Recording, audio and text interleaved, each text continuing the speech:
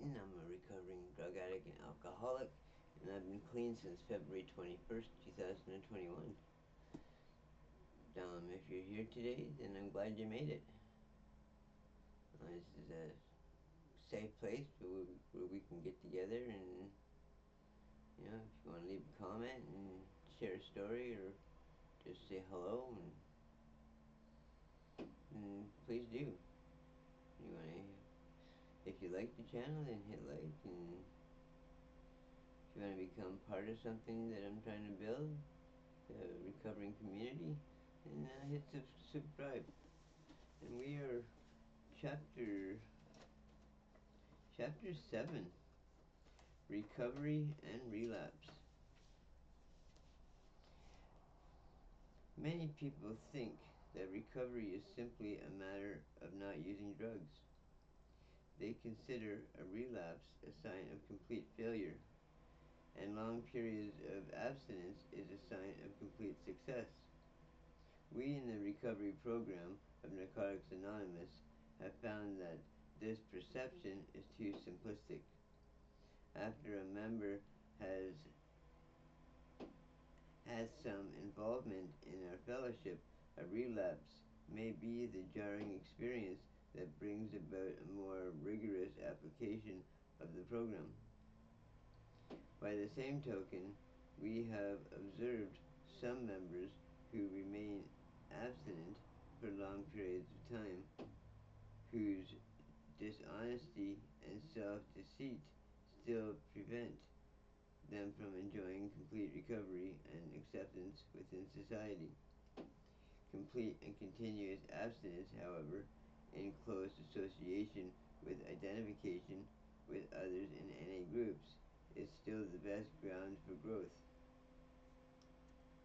Although all addicts are basically the same in kind, we do, as individuals, differ in degree of sickness and rate of recovery. There may be times when a relapse lays the groundwork for complete freedom. At other times, that freedom can only be achieved by a grim and abstinent willfulness willfulness to hang on to abstinence come hell or high water until a crisis passes. An addict who by any means can lose, even for a time, the need or desire to use, and has free choice over impulses, thinking, and compulsive action, has reached a turning point that may be the decisive factor in his recovery. The feeling of true independence and freedom hangs here at times in the balance. To step out alone and run into our own lives again draws us. Yet we seem to know that what we have has come from dependence on a power greater than ourselves, and from the giving and receiving of help from others in acts of empathy. Many times in our recovery, the old bugaboos will haunt us. Life may again become meaningless, monotonous, and boring. We may tire mentally in repeating our new ideas, and tire physically in our new activities. Yet we know that if we fail to repeat them, we will surely take up our old practices. We suspect that if we do not use what we have, we will lose what we have. These times are often the periods of our greatest growth. Our minds and bodies seem tired of it all, yet the dynamic forces of change or true conversions deep within may be working to give us the answers that alter our inner motivations and change our lives. Recovery is as experienced through our 12 steps is our goal. Not mere physical abstinence to improve ourselves takes effort. And since there is no way in the world to graft a new idea on a closed mind, an opening must be made somehow. Since we can do this only for ourselves, we need to recognize two of our seemingly inherent enemies: apathy and procrastination. Our resistance to change seems built in, and only a nuclear blast of some kind will bring about any alterations or initiate another of them. Course of action. A relapse, if we survive it, may provide the charge for the demolition process. A relapse and sometimes subsequent death of someone close to us can do the job of awakening us to the necessity for vigorous personal action. We have seen addicts come to our fellowship, try our program, and stay clean for a period of time. Over time, some addicts lost contact with other recovering addicts and eventually returned to active addiction. They forgot that it is really the first thing that starts the they forgot that if it's really the first drug that starts the deadly cycle all over again, they try to control it, to use in moderation, or to use just certain drugs. None of these control methods work for addicts. Relapse is a reality. It can and does happen. Experience shows that those who do not work our program is recovery on a daily basis may relapse. We see we see them come back seeking recovery. Maybe they were clean for years before their relapse. If they are lucky enough to make it back, they are shaken badly. They tell us about the relapse was more horrible than earlier use. We have never seen a person who lives the Narcotics Anonymous program relapse.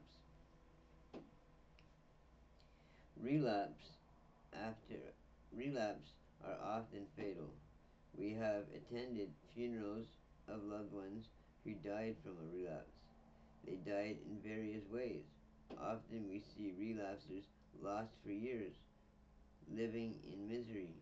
Those who make it to jail or institutions may survive and perhaps have a reintroduction to NA. In our daily lives, we are subject to emotional and spiritual lapses, causing us no causing us to become defenseless against the physical relapse of drug use because addiction is an incurable disease. Addicts are addicts. Addicts are subject to relapse. We are never forced into relapse. We are given a choice. Relapse is never an incident. Relapse is a sign that we have a reservation in our program. We begin to slight our program and leave loopholes in our daily lives. Unaware of those pitfalls ahead, we stumble blindly in the belief that we can always unaware of the pitfalls ahead, we stumble blindly in the belief that we can make it on our own. Sooner or later, we fall into the illusion that drugs make life easier. We believe that drugs can change us, and we forget that these changes are lethal.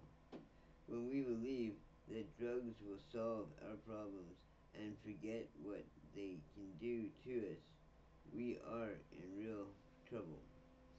Unless we unless unless the illusion that we can continue to use or stop using on our own are shattered, we most certainly sign our own death warrant. For some reason, not taking care of our personal affairs lowers our self esteem and establishes a pattern of that repeats itself in all areas of our lives. If we begin to avoid our new responsibilities by missing meetings, neglecting by neglecting 12th step responsibilities, by missing our by missing meetings, neglecting 12 step work, or not getting involved, our program stops. These are the kinds of things that lead to relapse. We may sense a change coming over us. Our ability to maintain open minded disappears. We may become angry and resentful toward anyone or anything. We may begin to reject those who were close to us. We isolate ourselves. We become sick of ourselves in the short time we are we revert back to our sickest behavior patterns without even having to use drugs. When a resentment or any other emotional upheaval occurs, failure to practice the steps can result in a relapse. Obsessive behavior is a common denominator for addicted people. We have lines, we have times when we try to fill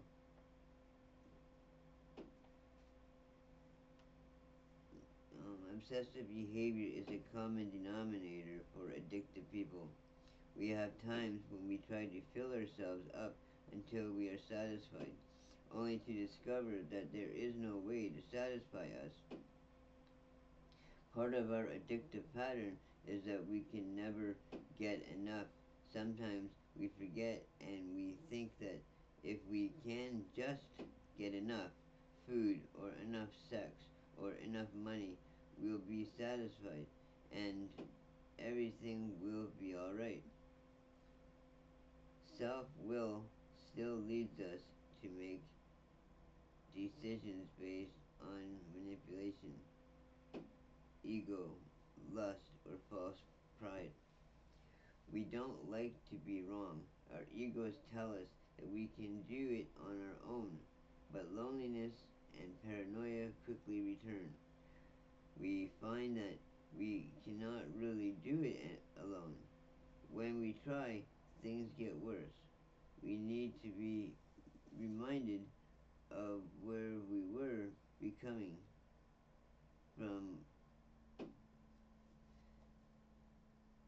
from where we came from, and that our disease will get progressively worse if we use. This is when we need the fellowship. We don't recover overnight. When we realize that we have made a bad decision or a bad judgment, our inclination is to rationalize it. We often become extremes in our self-obsessive attempt to analyze it. We often become extreme in our, oh sorry, I read that twice. We often become extreme in our self-obsessive attempt to cover our tracks. We forget that we have a choice today. We get sicker. There is something in our self-destructive personalities that cries for failure. Most of us feel that we do not deserve to succeed. This is a common theme with addicts. Self-pity in some of the most destructive defects, it will drain us of positive review.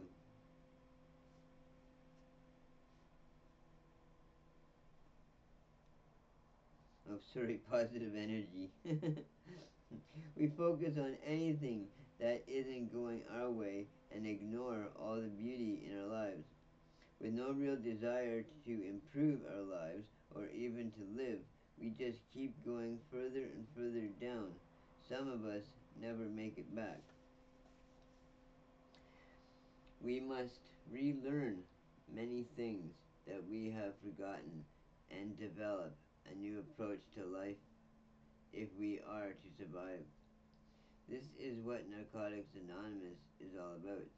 It is about people who care about desperate, dying addicts and who can, in time, teach them how to live without drugs.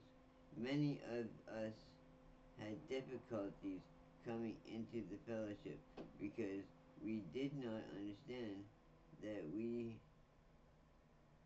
had that we sorry that we have the disease of addiction. We sometimes see our past behavior as part of ourselves and not part of our disease. We take the first step. We admit that we are powerless over our addiction, that our lives have become unmanageable. Slowly things get better, and we start getting our confidence back. Our ego tells us that we can do it on our own. Things are getting better, and we think we really don't need the program. Cockiness is a red light indicator. The loneliness and paranoia will come back.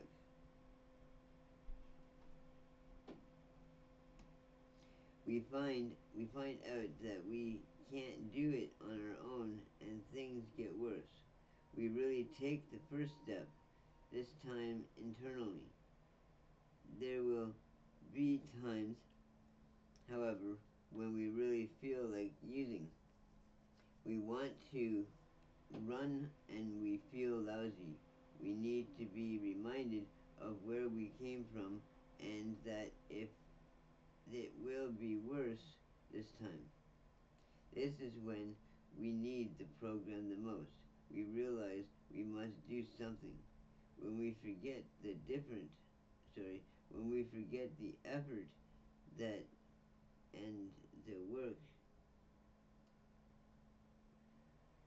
that it took us to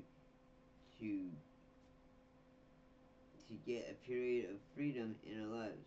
A lack of gratitude sinks in, and a self destruction begins again.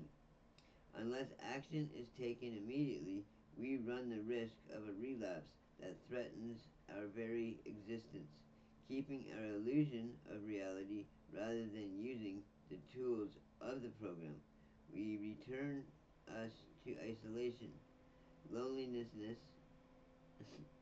will kill us inside, and the drugs that that almost always come to next may do it. Um, Loneliness will kill us inside, and the drugs that almost always come next may do the job completely. The symptoms and the feelings that we experience at the end of our using will come back even stronger than before. This impact is sure to destroy us if we don't surrender ourselves to the NA program. Relapse can be the destructive force that kills us or leads us to the realization of who and what we are really are. The eventual ministry of using is not worth the temporary escape it might give us. For us, to use is to die, often in more ways than one. One of the biggest stumbling blocks to recovery seems to be placing unrealistic expectations on ourselves or others. Relationships can be a terribly painful arena area. We tend to fantasize and project what will happen. We get angry and resentful if our fantasies are not fulfilled. We forget that we are powerless over other people. The old thoughts and feelings of loneliness, despair, helplessness, and self pity creep in. Thoughts of sponsors, meanings, literature, and all other positive input leave our consciousness. We have to keep our recovery first and our priorities in order. Winning ahead,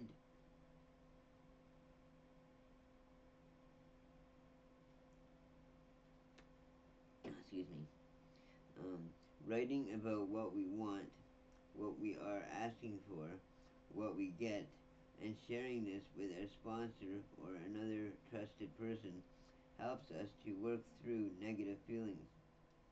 Letting others share their experience with us gives us hope that it does get better. It seems that being powerless is a huge stumbling block. When our need arises for us to admit our powerlessness, we may first look for the ways to exact power and against it.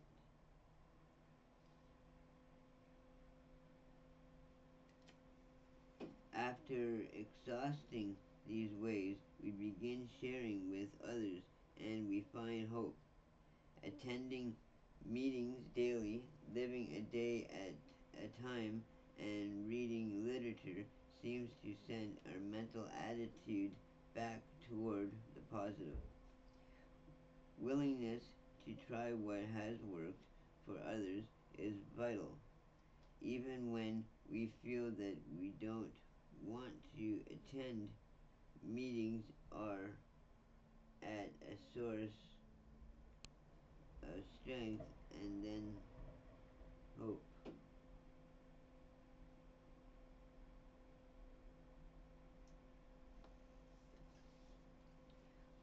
It is important to share our feelings of wanting to use drugs.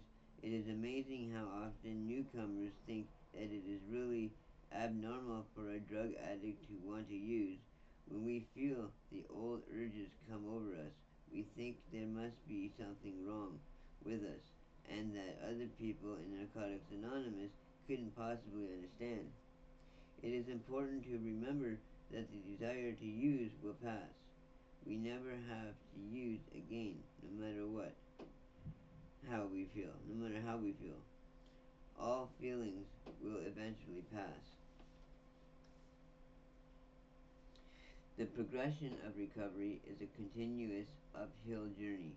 Without effort, we start the downhill run again. The progression of the disease is an ongoing process. Even during abstinence, we come here powerless, and the power that we seek comes to us through other people in Narcotics Anonymous. But we must reach out for it. Now, clean in the fellowship, we need to keep ourselves surrounded by others who know us well. We need each other. Narcotics Anonymous is a fellowship of survival. And one of the advantages is that it places us in intimate, regular contact with the very people who can best understand and help us in our recovery. Good ideas and good intentions do not help if we fail to put them in action. Reaching out is the beginning of the struggle that will set us free. It will break down the walls that imprison us. A symptom of our disease is alienation, and honest sharing will free us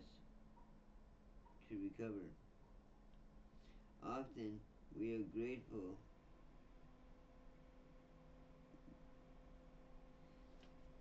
we are grateful that we were made so welcome at meetings, that we felt comfortable. Without staying clean and coming to those meetings, we would surely have a rougher time with the steps.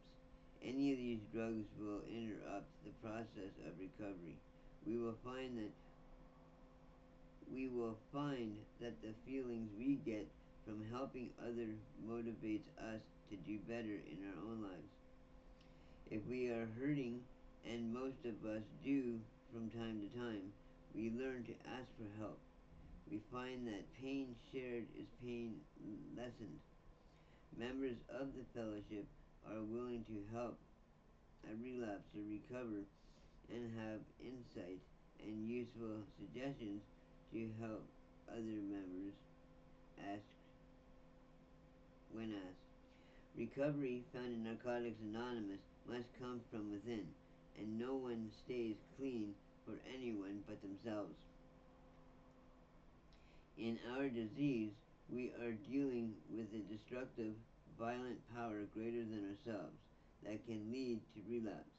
If we have relapse, it is important to keep in mind that we must get back to meetings as soon as possible. Otherwise, we may have only months, days, or hours before we reach a threshold where we are gone beyond recall. Our disease is so cunning that it can get us into impossible situations. When it does, we come back to the program if we can, while we can. Once we use, we are under the control of our disease. We can never fully recover no matter how long we stay clean. Complacency is the enemy of members with substantial clean time. If we remain complacent for long, the recovery process ceases. The disease will manifest apparent symptoms in us. Denial returns, along with obsession and compulsion. Guilt, remorse, fear, and pride may become unbearable. Soon we reach a place where our backs are against the wall. Denial and the first step conflict in our minds. If we let the obsession of using overcome us, we are doomed. Only a complete and total acceptance of the first step can save us. We must totally surrender ourselves to the program. The first thing to do is to stay clean. This makes the other stages of recovery possible. As long as we stay clean, no matter what, we have the greatest possible advantages over our disease. For this, we are grateful. Many of us get clean in a protected environment, such as a rehabilitation center or a recovery house. When we re-enter the world, we feel lost, confused, and vulnerable. Going to meetings as often as possible will reduce the shock of change. Meetings provide a safe place to share with others. We begin to live the program, but learn to apply spiritual principles in our lives. We must use whatever we learn, or we will lose it, in a relapse. Many of us would have had nowhere else to go if we could not have trusted any groups and members. At first, we were both captivated and intimidated by the fellowship. No longer comfortable with our using friends, we were not yet at home in the meetings. We began to lose our fear through the experience of sharing. The more we shared, the more our tears slipped away. We shared for this reason. Growth means change, spiritual maintenance means is isolation is dangerous to spiritual growth. These Those of us who find the fellowship and begin to live the steps develop relationships with others. As we grow, we learn to overcome the tendency to run and hide from ourselves and our feelings. Being honest about our feelings helps others identify with us. We find that when we communicate honestly, we reach others. Honesty takes practice, and none of us claims to be perfect. When we feel trapped or pressured, it takes a great spiritual and emotional strength to be honest. Sharing with uh, sharing with other members,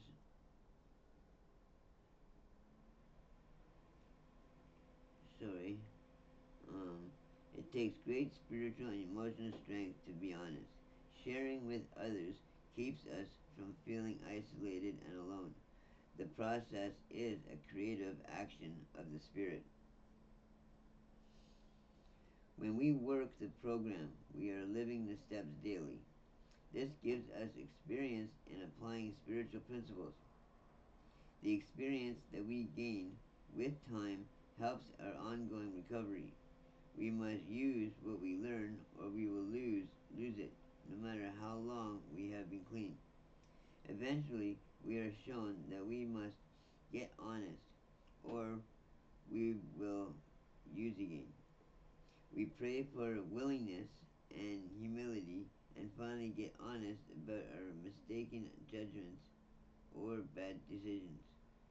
For, well, those we have harmed that we were to blame and make whatever amends are necessary. Now we are the same in solution again. We are working the program. It becomes easier to work the program now. We know that the steps help prevent relapse. Relapsers may also fall into another trap.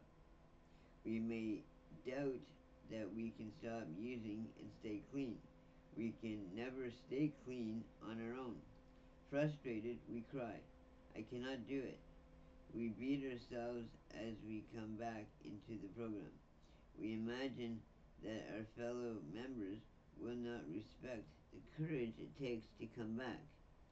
We have learned the utmost respect for that type of courage.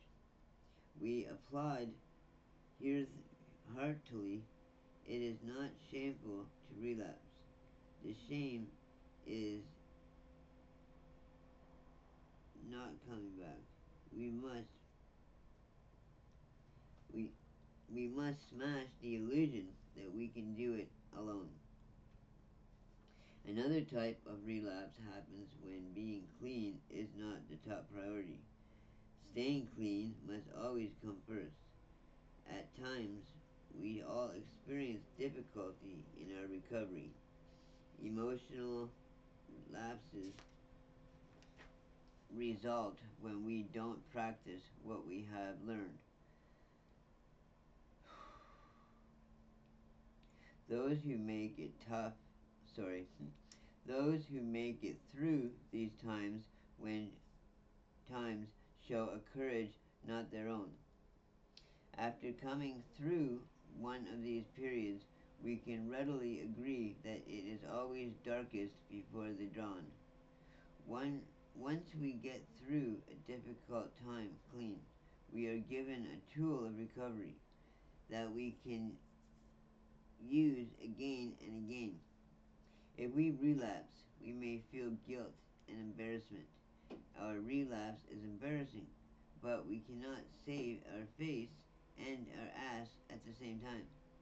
We find that it is best to get back on the program as soon as possible. It is better to swallow our pride than to die or to go permanently alone, insane. As long as we maintain an attitude of thankfulness for being clean, we find find that it is easier to remain clean. The best way to express gratitude is by carrying the message to our experience, strength, and hope to the still suffering addict. We are ready to work with any suffering addict. Living the program on a daily basis, providing many valuable experiences, we are we are plagued by an obsessive to use. Experience has taught us to call a fellow recovering addict and get to a meeting. Using addicts are self centered, angry, frightened, and lonely people. In recovery, we experience spiritual growth. While using, we were dishonest, self seeking, and often institutionalized. The program allows us to become a responsible and productive member of society. As we begin to function in society, our creative freedom helps us sort our priorities and do the basic things first. Daily practice on our 12 step program enables us to change from what we were to people who advisors gradually we will learn to trust and depend on our higher power. Whew, wow, that was a big chapter. Thank you for joining me today. I hope maybe you've heard something that will resonate with you. I hope you keep coming back. I do appreciate each and every one of you. And I look forward to doing this every day with you. And I mean, I know it helps me stay clean another day. And if it helps you stay clean another day as well, then my job is done. So we will see you all again tomorrow. Please hit like and subscribe and leave a comment if you'd like. And I would love to hear from you. So we will see you all again soon. Take care, everybody.